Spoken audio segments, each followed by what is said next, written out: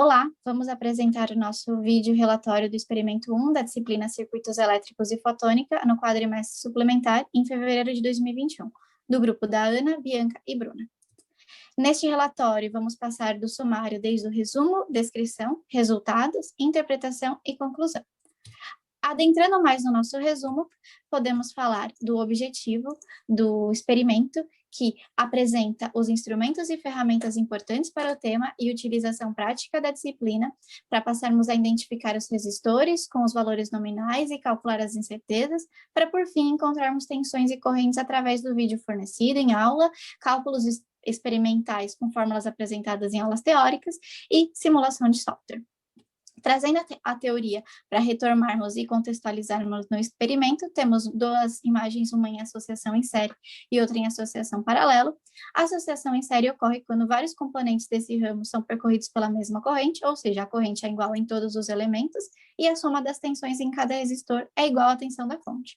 Já uma associação paralela é quando seus componentes estão submetidos a uma mesma tensão, e a soma das correntes em cada resistor é igual à corrente da fonte. Trazemos também todas as fórmulas utilizadas em nosso relatório, como divisor de tensão, divisor de corrente, resistência, resistências equivalentes em série e em paralelo. Já se adentrando no tópico de descrição, é possível apresentarmos instrumentos e ferramentas importantes para o experimento, como o multímetro, em que é possível selecionar uma função e utilizar os terminais negativos e positivos, dependendo de sua intensidade, e é importante falar que para cada uma dessas funções é necessário selecionar uma escala que tem uma precisão e incerteza já pré-determinada, tá? Falando um pouco dos resistores, é importante apresentar os 3 resistores utilizados nesse experimento, com maiores informações na tela. Falando da fonte de alimentação, é outro equipamento utilizado com saídas variáveis, que podemos escolher com o seletor de ajuste de tensão, e além disso temos uma saída fixa, que para cada um desses canais variáveis a gente tem um canal positivo, negativo e o terra, que é a blindagem, sendo necessário um botão para realizar a ativação. Também complementando, dando continuidade a essa explicação da fonte de alimentação, é necessário apresentar a utilidade da protoboard, que em todas as linhas são conectadas em um contato elétrico, que representando um nó, sendo uma matriz de contato com interconexões. Quando a gente junta a protoboard e a fonte de alimentação, por convenção, a gente utiliza o fio preto como negativo, o verde como terra e o vermelho como positivo. Referente aos resultados, nós calculamos, como a Bianca falou, os valores nominais e também calculamos os valores reais através do multímetro portátil. As incertezas e todas as grandezas calculadas em ohms. Aqui, uma tabela com essas medidas. Assim, temos o nosso primeiro circuito, que tem uma resistência de 47 ohms e outra de 100 em série. Para a tensão de saída, foram calculadas um valor nominal de 5 volts para todos os circuitos. E assim, foi feito com um fundo de escala de 20 volts, a tensão de saída de 5,018 volts, com precisão de 0,007. Para os valores experimentais, nós calculamos, como apresentado aí, pelo voltímetro e o amperímetro. As grandezas foram volts e miliampere. Para os valores teóricos, segundo a lei de Ohm e as leis de Kirchhoff, nós calculamos os valores previstos, e nós utilizamos as leis de Ohm e também o divisor de tensão. Em seguida, nós calculamos no software LT-SPICE. Como apresentado na figura, nós simulamos o circuito e também calculamos os valores do voltímetro e amperímetro, com as mesmas grandezas. Em seguida, nós temos o segundo circuito, com a mesma resistência de 47 ohms, porém a diferença é que foi acrescentada uma outra resistência de 100 ohms em paralelo com a de 100 anteriormente. Nós temos os valores experimentais, com a mesma precisão do primeiro circuito e as mesmas grandezas.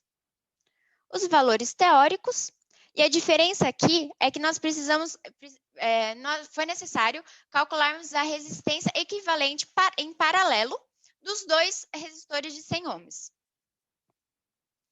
também foi calculado no software. E chegamos ao nosso terceiro circuito, que tem um resistor em série de 100 ohms e 2 em paralelo, de 100 e 47 ohms. Calculamos também, novamente, os valores experimentais, os teóricos e no software. Aqui na tabela, nós temos a comparação de todas essas medidas. É válido ressaltar que todos os valores estão de acordo com o esperado e nós podemos, foi muito interessante porque nós podemos corroborar com essas medidas em 3 métodos diferentes. Bom, agora seguindo para a parte da interpretação, nós tivemos 2 questões complementares que ajudam a entender por completo o que nós fizemos nesse experimento. A primeira pede para nós determinarmos as potências de cada um dos resistores, assim como a potência fornecida pela fonte de tensão. E assim a gente consegue verificar se houve ou não conservação da potência no circuito. E na B, pede para explicar claramente o que acontece quando nós colocamos um resistor em paralelo ao circuito. Então, tanto no circuito 2 quanto no circuito 3, isso acontece usando como conceitos lei de Ohm, lei de Kirchhoff e a conservação da potência para explicar isso. Bom, na primeira questão, nós construímos essa tabela para a gente poder comparar as potências. Então, P1, P2 e P3 são as potências individuais de cada um dos resistores. Em seguida, nós somamos eles para comparar com a potência calculada do circuito total. As potências dos resistores nós calculamos com essa primeira fórmula, R vezes I ao quadrado, e a do circuito é tensão vezes a corrente.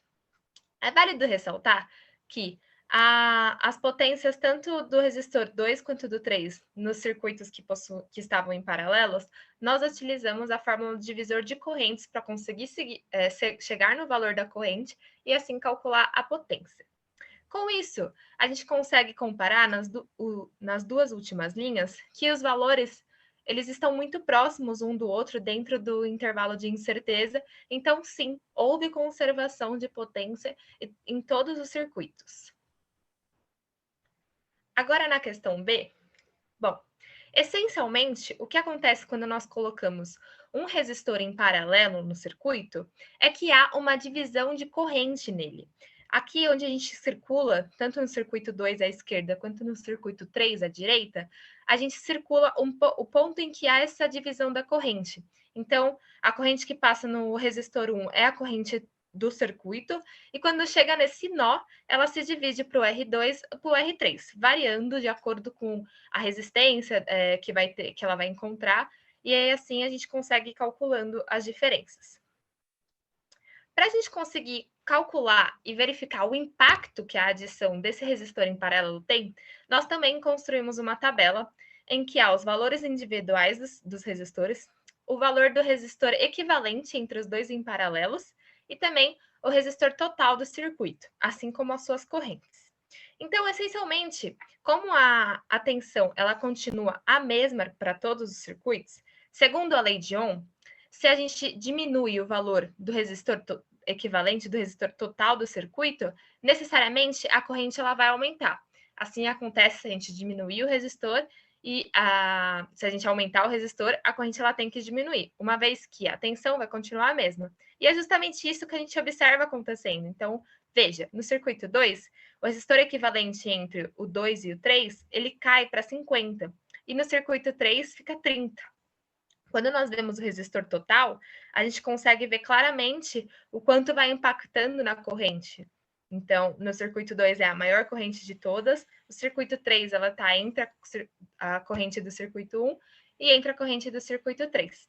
Além disso, também, pela lei de Kirchhoff, a gente consegue ver que a soma algébrica naquele ponto de divisão de corrente que nós mostramos no slide anterior, da corrente que entra, então a corrente que entra é a corrente que está passando pelo resistor 1, a I1 aqui, vai ser a soma algébrica das que saem, então vai ser a soma algébrica da I2 com a I3, e com isso a gente consegue ver que os valores batem também e está consoante a lei de Kirchhoff. Em relação à conservação de potência, na questão A gente já verificou que houve conservação de potência em todos os circuitos. E, por fim, nós temos a conclusão. Nesse experimento, nós podemos observar os conceitos fundamentais da disciplina, sendo eles lei de Ohm, lei de Kirchhoff, conservação de potência, divisor de tensão, de corrente, entre outros. Também pudemos ter um contato maior com os instrumentos e ferramentas, sendo ele protoboard, multímetro e outros. Mesmo online, assistindo o vídeo, nós pudemos observar passo a passo do que o professor estava fazendo, e assim conseguirmos entender mais o funcionamento. Também, nós aprendemos a utilizar o software LT Spice e como nós podemos simular os circuitos. E, por último, a diferença entre os cálculos teóricos, nominais e também os reais, e suas respectivas incertezas. Muito obrigada.